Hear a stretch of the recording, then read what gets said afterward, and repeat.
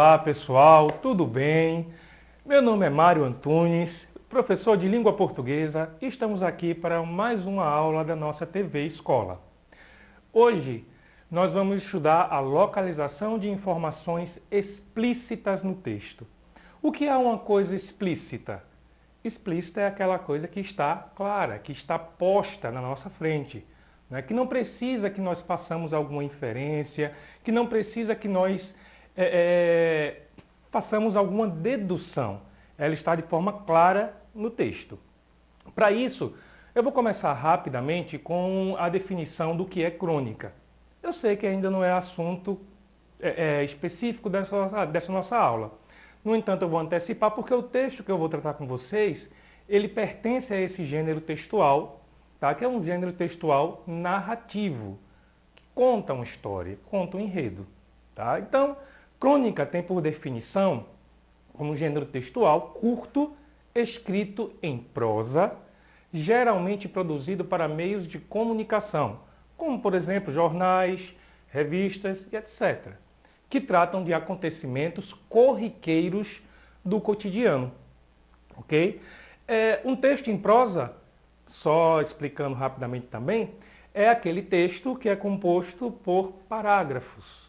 Ele é diferente, por exemplo, do texto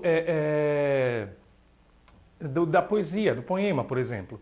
Tá? O poema ele é composto por estrofes e versos, enquanto a prosa ele é composto por parágrafos e linhas. Pois bem, o texto que a gente selecionou para vocês é Orquídeas. Então, assim, elas floresceram todas ao mesmo tempo. Abri a janela, olhei para fora e lá estavam. Brancas, violetas, amarelas, gritando de alegria ao sol da manhã. Ao longo dos anos, foram sendo amarradas com displicência ao redor dos troncos finos e grossos das árvores do jardim.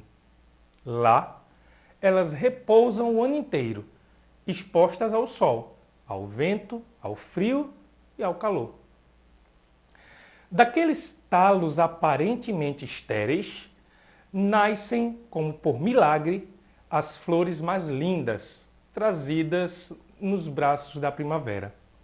Vivem esquecidas no meu jardim, gestam a beleza em humilde silêncio.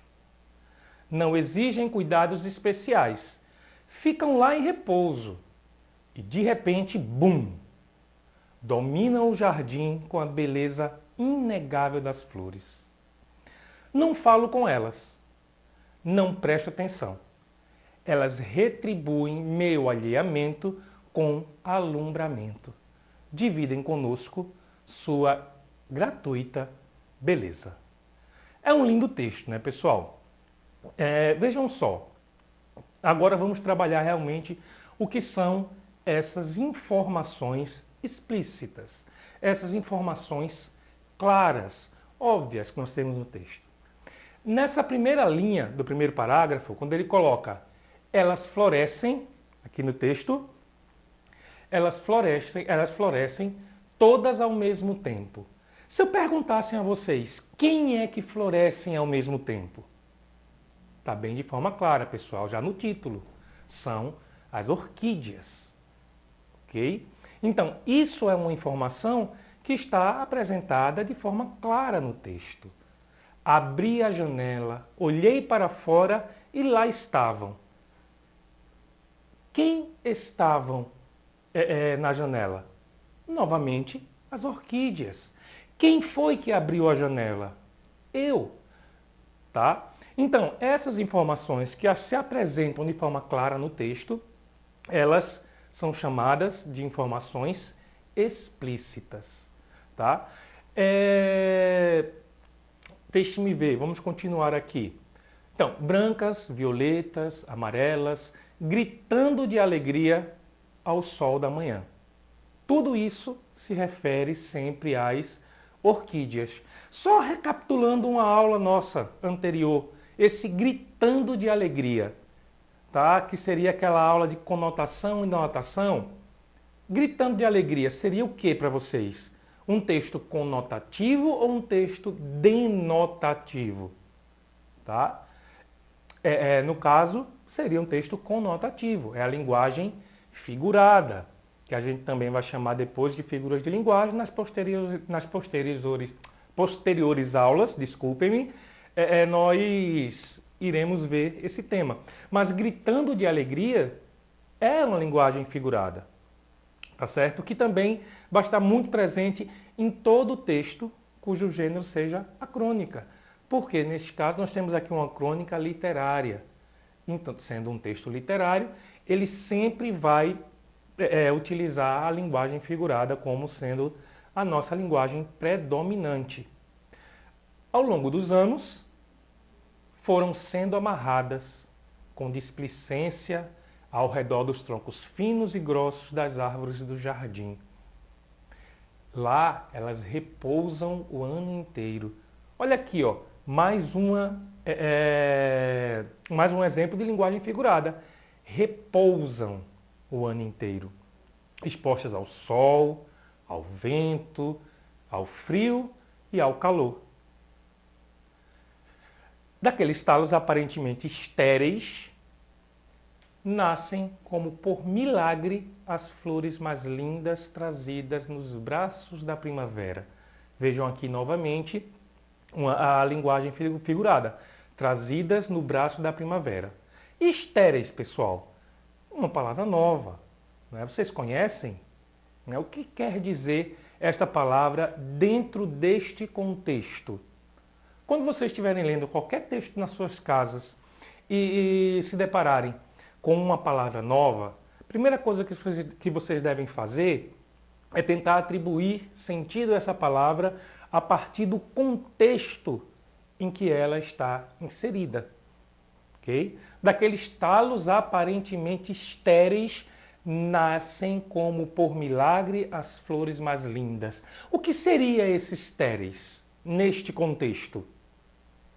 Seriam justamente os talos que aparentemente não se reproduziriam, que não nasceriam flores ou que não cresceriam. Tá? E isso se prova claro quando ele diz: nascem como por milagre as flores mais lindas. Ou seja, não se esperava que essas flores mais lindas elas aparecessem, tá? Trazidas nos braços da primavera. Vivem esquecidas no meu jardim, gestam a beleza em humilde silêncio. Não exigem cuidados especiais, ficam lá em repouso. E de repente, bum! Vejam que esse bum, inclusive aí está com letras maiúsculas, não é? Para representar o som alto. Dominam o jardim com a beleza inegável de suas flores. Não falo com elas, não presto atenção. Uma outra característica das crônicas que a gente pode ver aí é o fato dela estar sempre escrita em primeira pessoa. Tá? As crônicas normalmente elas aparecem em primeira pessoa. Sempre é um observador que conta uma história simples, uma história do cotidiano. Então, lá no primeiro slide, né, no slide anterior, este aí, se vocês observarem, ele já começa ali no segundo período. Abri a janela, olhei para fora. É uma pessoa que está observando e contando uma situação simples do cotidiano, do momento. E assim é a crônica, tá? Além de ser considerado como um gênero textual curto, um gênero textual narrativo curto, se comparado aos outros textos que nós temos. Tá? Mas voltando para nosso texto de agora, não falo com elas, não presto atenção. Elas retribuem meu alheamento com alumbramento. Outra palavra que provavelmente seja nova no vocabulário de vocês. Alumbramento. Alheamento vem de alheio, algo que não faz parte de mim, né? E alumbramento, que seria realmente uma palavra bem mais complexa, digamos assim. Se você não consegue atribuir sentido a essa palavra a partir do contexto, você pega, procura um dicionário, vai lá no seu celular, dá uma olhada lá na internet e pesquisa, certo? O alumbramento aí estaria colocado no sentido de maravilha, deixa eu ver, de beleza, de maravilha, né? Então, elas retribuem meu alheamento com, com uma beleza estonteante, digamos assim. Dividem conosco sua gratidão, sua gratuita beleza, ok? Então, vocês conseguiram perceber o que são essas informações explícitas? São aquelas informações que são dadas de forma clara no texto. São aquelas informações que aparecem de forma objetiva, que não precisa que o leitor faça algum tipo de inferência, faça algum tipo de dedução a partir do que está sendo dito, para que ele consiga atingir o objetivo do texto, no caso, a compreensão, ok? O entendimento. Agora vamos passar para o nosso desafio de hoje. Eu ia até esquecendo, pessoal. Na aula passada, eu deixei para vocês um desafio, né, que eu ia até lembrar no início da aula, mas realmente passou desapercebido.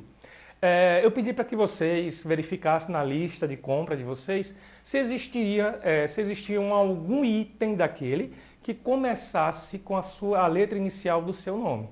Espero que vocês tenham conseguido fazer isso aí, ok? E para hoje vamos deixar um novo desafio. Eu queria que vocês escrevessem uma pequena crônica, né, sobre um fato seu do cotidiano. A crônica fala de coisas simples.